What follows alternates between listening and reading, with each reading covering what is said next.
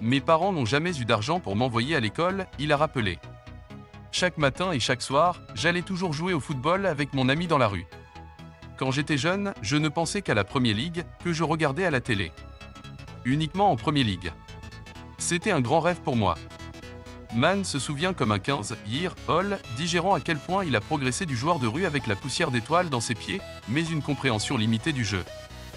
Depuis l'âge de 2 ou 3 ans, je me souviens d'avoir toujours été avec le ballon. Je voyais des enfants jouer dans la rue et je les rejoignais. C'est comme ça que j'ai commencé juste sur les routes. Quand j'ai grandi, j'allais voir des matchs, surtout quand l'équipe nationale jouait.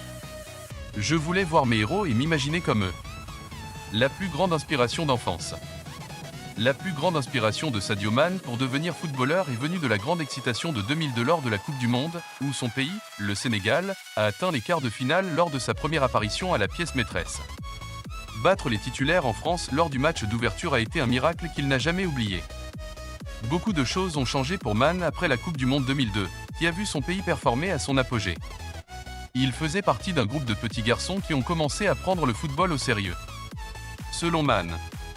Après la Coupe du Monde, mes amis et moi avons commencé à organiser un tournoi dans notre village. Je suis devenu de plus en plus déterminé à être le meilleur et à gagner chaque match.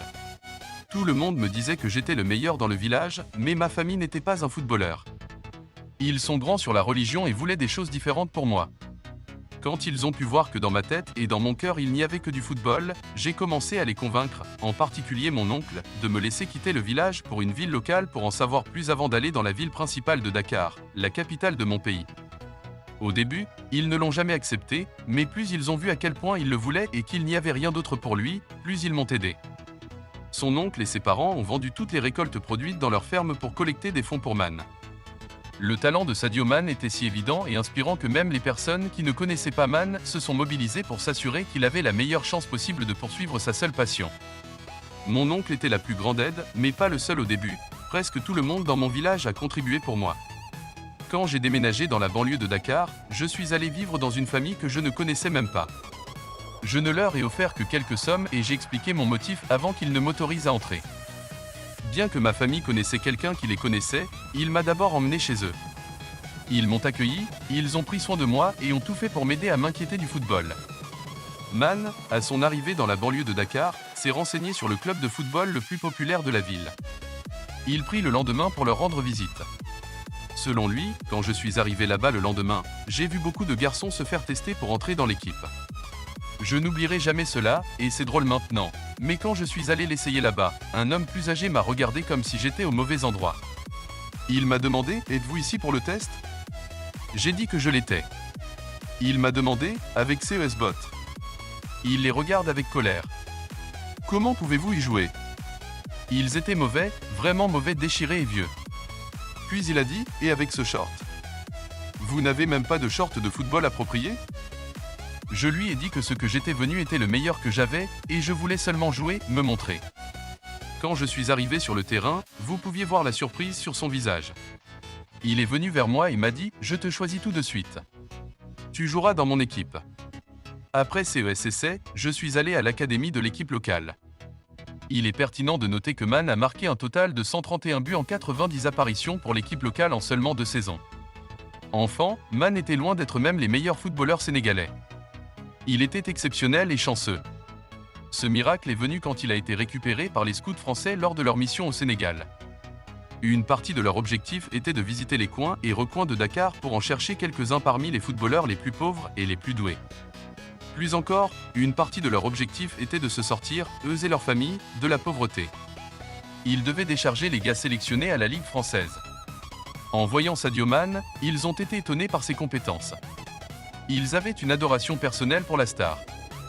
Les rapports indiquaient qu'il était le footballeur le plus pauvre et le plus doué de l'équipe. Ils ont utilisé le football pour le sauver, lui et sa famille, de la pauvreté. En voyant Sadio Mané, ils ont été étonnés par ses compétences. Ils avaient une adoration personnelle pour la star. Mané lui-même leur a donné raison en marquant des buts lorsqu'on lui a dit d'assister pour la première fois à un essai de 2 saisons à l'académie de football sénégalaise appelée « Pied de génération » par les mêmes éclaireurs français. Son succès au club a marqué un tournant où son destin a commencé à prendre forme. Après avoir dépassé les attentes, il a été parrainé à l'étranger. CES Éclaireurs ont emmené Man en France et l'ont fait rejoindre le club français de Metz. Il a commencé à jouer au football professionnel en France à l'âge de 15 ans. Ce même club était connu pour lancer la carrière de l'ancien défenseur des Reds Rigobert Song, ainsi que des stars de la Premier League telles que Louis Saha, Papi Cissé, Emmanuel Adebayor et Robert Pire. Sadio a révélé qu'il n'avait même pas dit à ses parents qu'il quittait le Sénégal avant de lancer sa carrière en France. En effet, sa famille était auparavant sceptique quant à son rêve de devenir footballeur professionnel. Il avait prévu de leur faire une grosse surprise. Alors Mané, qui avait 19 ans à l'époque, a décidé de garder son déménagement à Metz tranquille. Sa mère Satou pensait encore qu'il était à la génération Foot Academy de Dakar quand il a appelé pour dire qu'il était en Europe à 2011. Je l'ai seulement dit à mon oncle. Même ma mère, elle ne savait pas, Man a dit. Je me souviens du premier jour où je suis arrivé là-bas, en France. Je devais m'entraîner mais le coach m'a dit reste à la maison et je n'avais pas de crédit sur ma carte téléphonique pour appeler ma mère. Le lendemain, je suis allé avec certains de mes amis qui étaient déjà à Metz acheter des cartes. Je l'ai appelé et lui ai dit « Bonjour maman, je suis en France ». « Quelle France ?» dit-elle. Elle ne pouvait pas y croire. J'ai dit « La France en Europe ». « Qu'est-ce que tu veux dire par Europe ? Vous habitez au Sénégal. » J'ai dit « Non, je suis en Europe ». Elle était émerveillée, c'était déconcertant. Encore une fois, elle était tellement surprise qu'elle m'appelait tous les jours pour me demander si c'était vrai. Elle ne me croyait toujours pas jusqu'à ce que je lui dise d'aller me regarder à la télé. Elle l'a finalement fait et a observé que mon rêve était devenu réalité. Après le buzz initial d'excitation, Man a connu un début de vie difficile en France car une blessure au bassin a entravé sa progression. Le mal du pays s'est également emparé de lui. Le temps était dur, la culture n'était pas la même, a-t-il déclaré. Je manquais vraiment de chez moi parce que c'était tellement différent de ce que je savais au Sénégal et surtout dans mon village, donc ce n'était pas facile.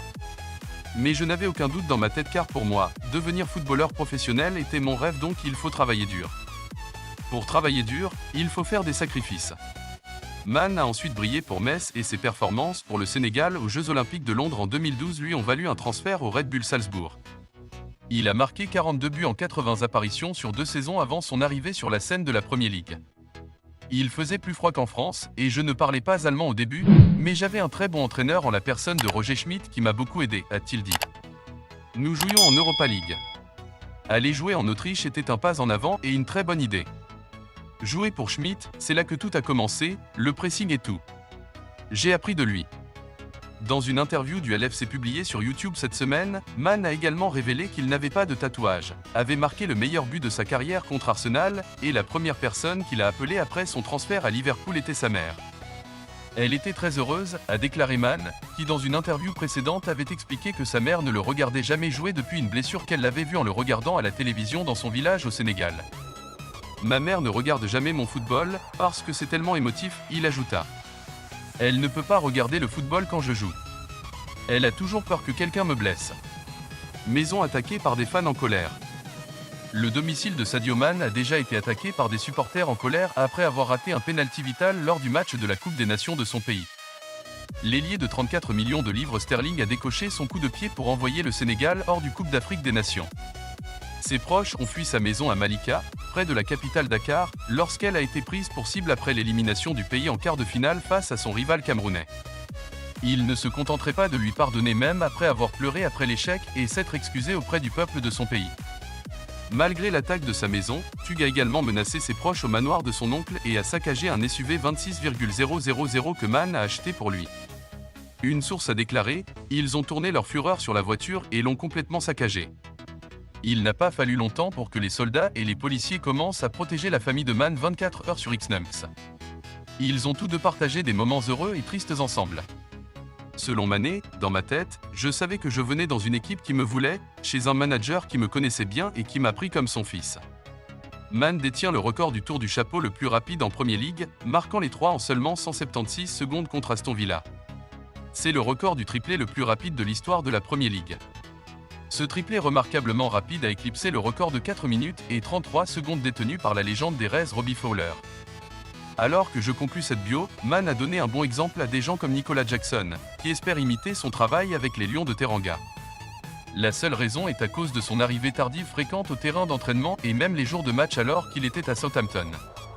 C'est ce que beaucoup ont appelé heure africaine. C'était la raison de la rupture avec Ronald Koeman. Ce comportement s'est arrêté lorsqu'il a rejoint Liverpool. Religion de Sadio Mane. Crinière, comme Aliou Cisse, est un fervent musulman.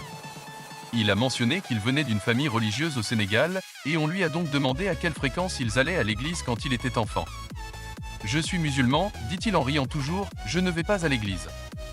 Mane est populaire sur le terrain d'entraînement Melwood de Liverpool. Il est ami avec tout le monde, connu pour être humble et effacé. Si certains footballeurs de Premier League donnent l'impression d'avoir été dévorés par la vie des célébrités, Mane ne correspond pas aux stéréotypes. Beaucoup de gens avec qui j'ai grandi, des joueurs si habiles, n'ont pas eu la chance de devenir professionnels. Je savais que les choses difficiles étaient importantes pour ma réussite. Maintenant, je suis ici, sans aucun regret, vivant mon rêve et étant ami avec un duo au nom de Coutinho et Firmino. Mane, qui a un appartement dans le centre-ville de Liverpool et n'a plus besoin d'un GPS pour le diriger vers les maisons de ses deux meilleurs amis.